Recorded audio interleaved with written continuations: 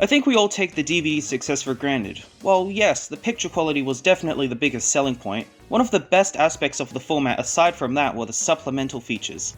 Can you blame me? It was all over the marketing. Plus, it's something that streaming services refuse to have for some inexplicable reason.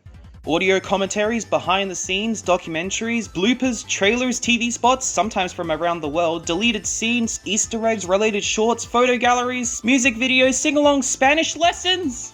The DVD had way more extras to offer than even the format it was trying to replace had. On VHS, you couldn't predict what the extras were on the tape, even if they had any. Plus, there was no guarantee if they would play before or after a film, which seemed like that scenario happened a ton. It got even worse on Laserdisc though. You most likely needed to buy a more expensive edition set from, once again, the Criterion Collection, to at least get something that wasn't a trailer or a theatrical short. DVD combined both of those flaws together inside a form factor that consumers could easily recognize given the success of the CD to create the perfect form of home media for casual buyers and avid collectors alike. Another accomplishment the DVD achieved was navigation, being one of the first formats to support interactive menus. Seeing all the different animations that play feels so good. And while a few notable examples seem like a waste of my precious time, it just adds to the memorability factor.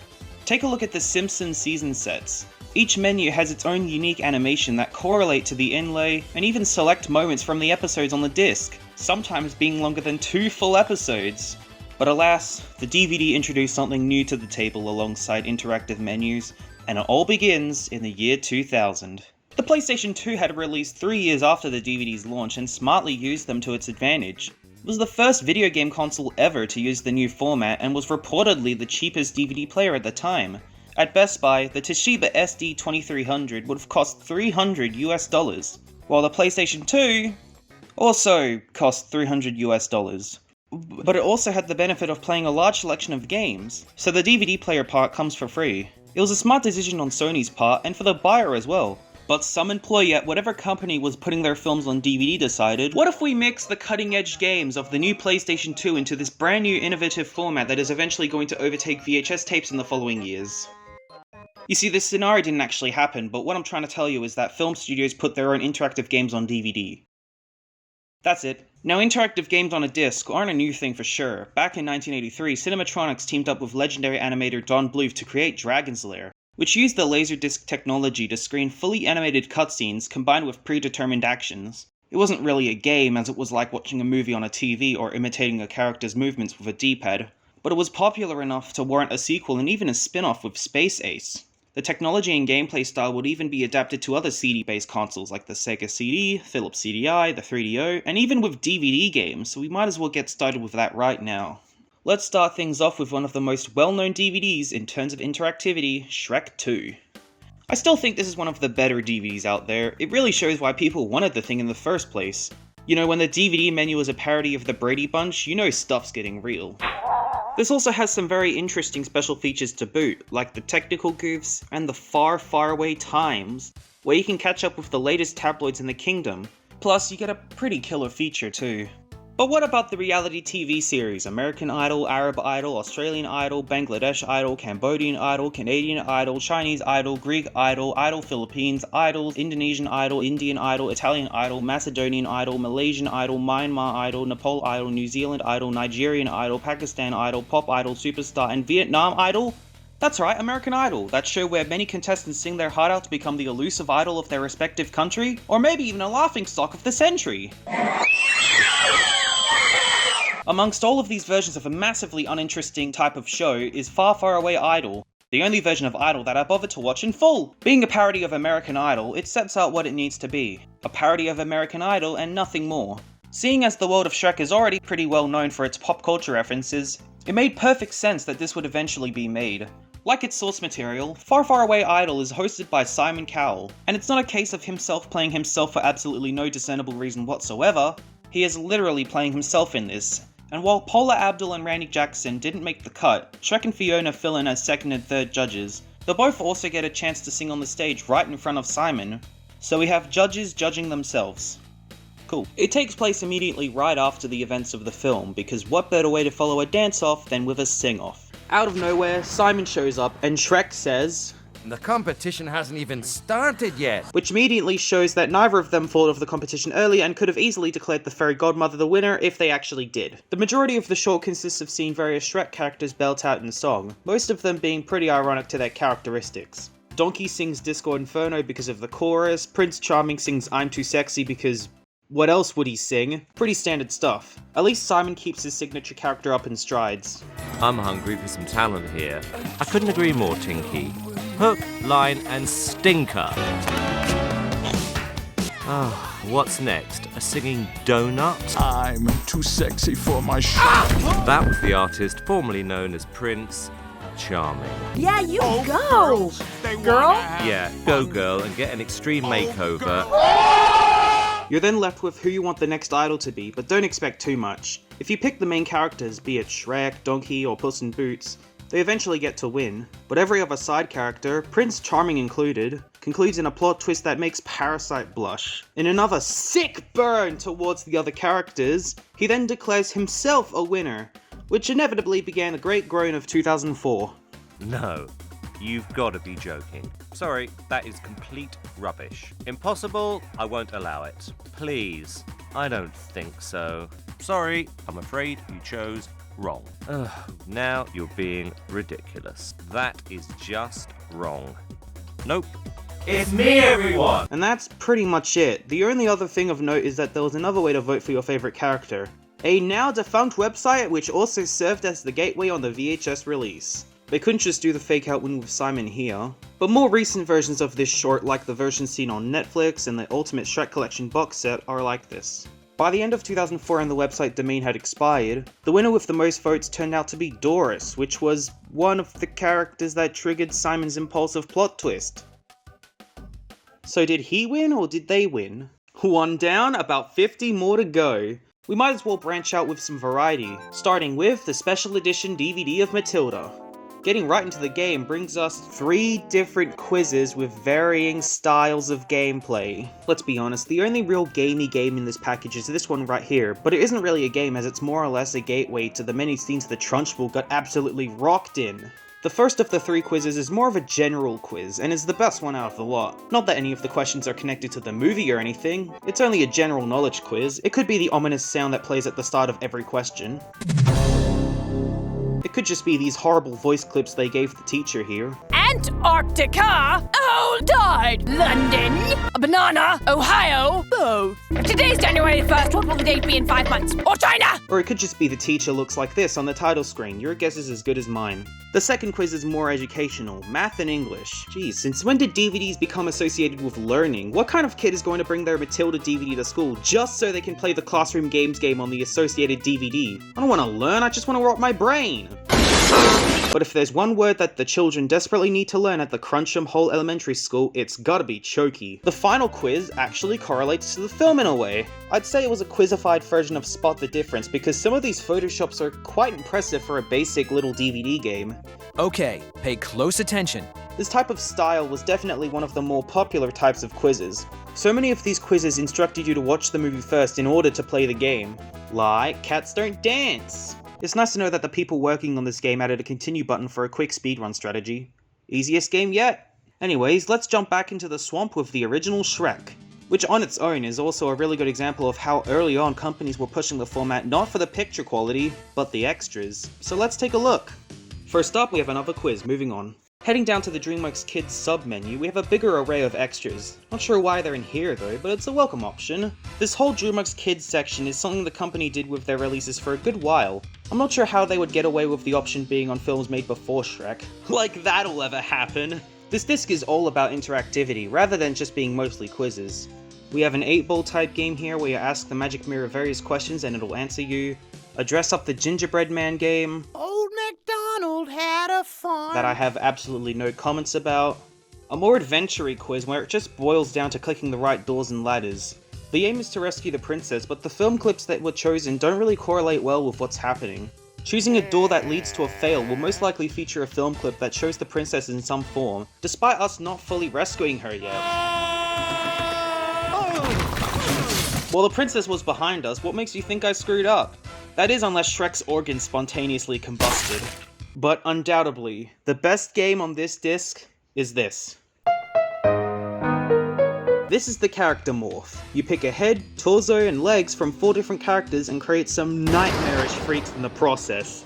This is what the DVD's technology was made for, creating Shrek OCs and playing Dance Dance Revolution without any of the things that made Dance Dance Revolution possible. Who thought of this? Who thought it was a good idea to strip the core of DDR away and replace it with pretend? Not only do you get a faux dance pad with the package, but also a DVD featuring a selection of songs that you're supposed to dance to. You can run outside and throw the pad in the bin and it will still say, Keep it up! and Freeze! just because the mat doesn't know what to do. It's plastic, it doesn't connect to anything. Clearly this was made for the people that didn't have a nearby arcade that featured DDR cabinets or a PlayStation to play it at home, but this was made in the early 2000s, during the height of the PlayStation and DDR's popularity, so the existence of this makes absolutely no sense. This was also apparently too good for a pack-in with some movie that might have had a scene featuring the game. It just needed its own DVD with the contents barely being over 2 gigabytes. Or so I think. I mean, I didn't buy it, I don't have US dollars. But DDR wasn't the only series to be adapted into a standalone DVD game, as many other series jumped into this little trend of interactive special features. Unlike standard DVD games that had you mostly clicking through menus of quizzes or questions, the self-proclaimed DVD game DVDs are a lot more involved. While yes, the majority of these games are just your standard board games that harken back to the days of Nightmare and Rap Rat, all 3 Dragon's Lair games were adapted. However, the feeling of playing a wildly quick game like Dragon's Lair when the laser struggles to find what scene it needs to load makes me sick in the stomach, so we'll probably leave this for a future video. But before I give you a taste of what's to come, we have to give a quick mention to SceneIt, which still remains as the DVD's killer app. Fundamentally, it's a glorified quiz game with themed sets. You have vanilla SceneIt, but also SceneIt sets themed around music, Disney, Friends, Harry Potter, Seinfeld, The Simpsons, Nickelodeon, James Bond, TCM, HBO, Pirates of the Caribbean, Twilight, and Marvel. A ton of the most popular franchises and brands got adapted to this series. The problem with these types of games, which can also be said to quiz board games, is that you'll eventually get through all of these quizzes over time and practically become the quizmaster. Isn't the whole fun of a board game or a game show is that the questions and outcomes are always different? Evangelion. Quite unsurprisingly, Evangelion had a DVD game too, developed by Sega and released in 2004. The series had a ton of games dating back to the show's final year in 1996, one of them being a visual novel with the subtitle Iron Maiden. But I'm not entirely sure if this DVD game is original or not, but the gameplay structure is very similar to that of the 2 impression games for the Sega Saturn. Right off the bat, this game features something you would never really expect to see on something like this: a password system. You'll get these 3-letter-long passwords as you complete the various scenarios, which enables you to watch your decisions as a normal episode of the show with none of the RNG spunk. But that we'll get to very soon. You'll also notice the bonus music button, which plays a song titled Miracle Warrior Evangelion, performed by the Chiku Boy Band. Not a ton of information really exists on this song, heck, the band in general doesn't have a ton of information. Although this song was featured in the actual game itself, who knows. This game has many similarities to First Impression too, as it relies a ton on FMV cutscenes and not much in terms of actual gameplay. But not even 1 minute into the first cutscene and Shinji is already suffering from PTSD. At this point you should have boarded that train. The cutscenes use both original cell animations, with completely new and unintroduced characters, and old animation taken right from the show, with voices changed and digital effects added in like an Aqua Teen Hunger Force episode. Some of it looks alright, while other parts fare worse. Every single character is completely frozen and certain elements are copied or just look extremely pixelated, like how could you fuck up Asuka this badly? It's extremely noticeable even in 480p. Though this was, once again, probably an early CD-based game that didn't likely consider future means of distribution. After the first cutscene, you get to fight the angel that ass-handed you a few minutes prior, and unlike the RPG tactic-style elements seen on the Sega Saturn games, this one seems entirely automated, which is kind of unfortunate, but hey, you can't expect much from a DVD game, especially coming right out of an array of nothing but quizzes. Too bad! I'm not sure if it comes down to how fast you click the enter button as the lock-on activates, but I managed to get a completely different cutscene on the second playthrough, so it's either that or completely randomized. Surprisingly, it introduces a branching path type system into the fray too. I obviously don't know a ton of Japanese, but it's very interesting to see in a type of game like this. Thankfully the internet exists, which makes this a whole lot stupider. It happens a ton through the many cutscenes, so get used to it. There is a ton to unwrap with this. It's genuinely quite funny at times, especially given absolutely no understandable context as to what's going on. Like, why is Shinji hitting on this random person that has hardly been introduced, let alone actually appears in the show itself? Why does Shinji running away have to look so goofy? Why is Shinji acting cringy? Like I said before, I don't understand any of this, but there's always another way for all of us to understand what's actually going on. DVD Gemu ni wa Tokubetsu ni Sakusei wa Rita Ririsu ga Aru Koto ni Kutsuki. Teku wa Yuki no Furishi Pote Saishu Teku ni Sorara Opere Shimishu. Kare wa Satsuji Misuderi o Kokufuku Dekimasu ka? Fansabisu ga Honton do nai no de. Jikai mo Otanoshimi ni. Everything you know about DVD just got a whole lot better. In 2006, Sony released the Blu-ray, which kickstarted the high-definition physical media trend and kind of reinvigorated the same marketing scheme that the DVD did so successfully years prior. The majority of the advertising was spent on the fact that the video was in HD, while rarely considering what else the format could do. The discs themselves were absolute party platters. Each player could be connected to the internet to access future content that a standard disc wouldn't have. But it would really only be for new trailers, as literally everything else was locked behind BD Live, one of the most excessive features to ever appear on any physical format. Most of the major film studios supplied their own content to the service, and it just seemed way too overkill. Like having a dedicated network to access club-exclusive special features which should have just been included with the regular disc, and why is this now inaccessible content advertised on the back is one thing, but there's also painfully using the remote to chat with friends and have half of the screen covered up by their stupid face, or even have quizzes that don't even correlate to the film you're currently watching. You look at the trailers for BD Live as this overly dramatic music plays, and it's advertising how you have to buy a profile picture with virtual currency. At that point, you might as well shut it down. It's a shame that the service is basically no more now, because it's an incredibly interesting piece of the Blu-ray's history, but it was really only second to what the Blu-ray could have achieved. The format used the Java technology for menus, with each part of the menu being its own little picture that can change when activated. It's honestly a really cool idea, and allowed for more life in presentation, kind of. I would assume it's because of the DVD's marketing already establishing that it could do more than the VHS, but the Blu-ray's marketing was very basic. Picture came first now, and looking at what discs had games on them, it was really apparent. Interactivity wasn't really in anymore, but how do they hold up? Well, first off, we'll just get some of the quizzes out of the way first. Rocky. They mix boxing with quizzes, the world has finally peaked. Toy Story 3, which can only be played with a second player by passing the remote around. For what it is, it's quite alright. It does test your Toy Story knowledge quite a bit, though it does introduce a betting system for the final question, and I did the max amount for both players. I lost. And up. It's Geology, to which if you know the locations of only 4 of the 50 US states, I'll ask, why are you playing this? As for the other games, there was a bit more variety, but still not a ton of note. One game can be seen on the Meet the Robinsons Blu-ray, the Bowler Hat Barrage. This is a fairly standard clone of Life Force. Actually, no, don't compare this to Life Force, compare it to the shooter games you would find in Action 52, because that's all it really is, move and shoot, it's pretty basic. I don't really have anything else to say about the actual game, it plays perfectly fine despite the choppy frame rate. To move, you hit up or down. To shoot, hit enter, and if you want to stop the ship to quote-unquote strategize your shots, hit left. The game itself has only 2 difficulty settings, but why even bother? It's impossible! I've played through both easy and hard, and I don't think there were any discernible difference between the two, unless you count the amount of enemies. The easy difficulty doesn't even add 2 more health slots, shorten the levels, or backs your ship up. It doesn't add anything. I'm not even sure if there are more than 2 levels in the game, because that's how far I got. The projectile hats and the boss at the end of level 2 are filled with so many cheap deaths that make you want to blame the game and not yourself. Coupled with the fact that you're also given one-hit deaths, and you basically have a recipe for a pastry that I like to call the Bowler Hat Barrage. Playing on a regular Blu-ray player is an absolute nightmare. The buttons, while simple to grasp, really aren't suitable for a game like this. With the input lag most high-definition TVs have, even more so on 4K ones, combined with the think-fast nature of the game, I couldn't even get past the second level.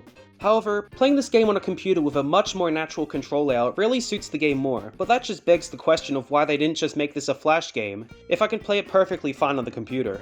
It's not like it changes anything about the core game really, you're still stuck with 3 lives and one-hit deaths, plus the third level looks so identical and you're never really given any health pickups either. The only difference being the music and the choice of enemies, but can you really call adding a metal claw to a hat a difference? I wonder if anyone besides me has actually played this game and completed every known level of it. If that lucky you is out there, then I salute you. And to end off the video, here's another game where the gameplay wasn't really meant for a remote. It can be seen on the Ratatouille Blu-ray. In it, there's a pretty interesting game where it tells you what if you could work at the same restaurant seen in the movie. Think Diner Dash, except more focused on the actual preparation of the food rather than serving customers. It's not a bad idea actually. Rather than ripping off something else, it actually came up with new ideas for their game. Okay, besides that, the game itself is just fine. You're basically taking over the kitchen as you practically cook every single order. Well, not really taking over it, rather you now control the poor sap that has to cook all this food. At this point you might as well try something new. The whole gist of this game is pretty much like Papa's Pizzeria. You get an order, and you must follow it. The thing is, with the Papa games, you're not only seeing your creation come to life, but also the atmosphere, getting to customize the restaurant the way you want it to be, because it's your restaurant. However, in this, not only is the same video playing in the background, but you're never really given a good look at what you make too. This is a 5-star restaurant. You don't expect me to show off the food when only 3 people are currently inside? Bad gameplay is one thing, but it's another thing when the controls can't cope. Combined with a fast timer that chips away your star rating, and you have an actual recipe for disaster. This, again, becomes a problem when you reach Ego. By this point, even if you can grasp the controls, you're still stuck with a 3, maybe even a 4-star rating if the game's feeling lucky today. Anything lower and you lose. And it's a real pain too, since it nearly takes 15 minutes to get back to him. The final dish is actual ratatouille, just like the film. And you need to act fast because Ego's will to simply leave is faster than the Rhythm Rally prequel. I spent nearly 2 minutes clicking half of the ingredients and you still leave? How are you not impressed? Did you see how fast I was cooking? Have you seen how long it takes to make ratatouille? Again, like the Bowler Hat Barrage, the game is more manageable on a computer. Actually, it's honestly way easier given that you can find the different ingredients faster opposed to struggling with a remote. But if you have a computer, why not just play the massive line of Flipline Studio games? It also kind of hurts to play on a remote too, with all the clicking you need to do. It feels like I'm about to break the thing. Remotes were made for navigating, but not constant pressing. So that was just but a taste of what's to come with this possible trilogy of videos. We've seen what regular DVDs are more than capable of, and what Blu-ray barely did. I'm hoping to cover stuff that I intentionally left out, and more, since the video script has already taken months to be fully completed. Despite myself being really busy with real life stuff, it managed to get out of many dormant phases, and I'm glad I managed to actually get it out after 3 whole years. It's obviously not perfect, but I hope you enjoyed it regardless. Stick around for more videos like this, and I'll see you next time.